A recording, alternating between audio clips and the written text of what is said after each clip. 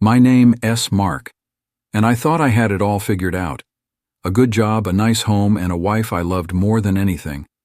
But one day my whole world came crashing down. It all started when I noticed Lisa, my wife, was acting a little off. She'd always been a bit of a workaholic, but suddenly she had all these late-night meetings and business trips that seemed to pop up out of nowhere. I tried to ignore the nagging feeling in my gut, convincing myself that I was just being paranoid. Then one night, while she was working late again, I decided to do something I never thought I would: check her phone. I know it was wrong, but I needed to put my mind at ease. What I found shattered me. There were dozens of messages between her and her supervisor, Jake. They weren't just work-related either. They were flirtatious, intimate, downright inappropriate. My heart sank as I scrolled through weeks of messages, each one more damning than the last. I didn't confront her right away. I was in shock, trying to process everything.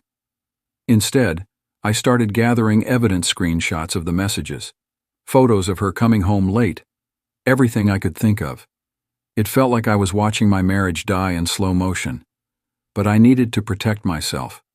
I knew this was heading toward a divorce, and I wanted to be prepared. Despite what I knew, Lisa kept acting like everything was normal at home. She'd kiss me goodbye in the morning, ask about my day, even cook dinner like nothing was wrong. It was maddening.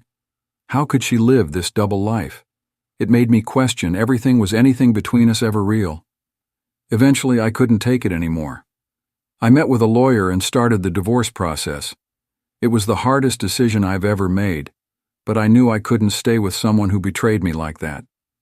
The lawyer advised me to stay calm and collected, to not let my emotions get the best of me. Easier said than done, but I knew it was the right approach. The day I left the divorce papers on the kitchen table was surreal. Lisa had left for one of her meetings, so I had the house to myself. I placed the papers right where she could miss them, then packed a bag and left. I didn't leave a note, didn't say goodbye. I just walked out the door and didn't look back. It was both the hardest and easiest thing I have ever done. Once I was out of the house, I blocked her on everything: phone, social media, email. I didn't want to hear her excuses, her lies. I wanted to move on, to start healing. But of course, she found ways to contact me. She left voicemails, sent emails from different accounts, even showed up at my work once. Each time she was full of regret, begging for a chance to explain, to make things right. But I wasn't interested. ID made my decision. Still, there was this tiny part of me that felt conflicted. ID loved her for so long, and now that she was finally showing some remorse, it made me question if I was doing the right thing. But then I'd to remember those messages, the lies, and the betrayal, and I knew I couldn't go back. Eventually, we did meet up at the lawyer's office. I wanted to get the divorce finalized as quickly as possible, and she finally agreed to sign the papers. It was the most awkward, painful meeting of my life. She kept trying to talk to me, to explain herself, but I stayed focused.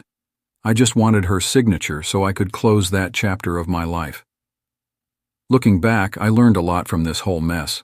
I learned that trust, once broken, is almost impossible to rebuild.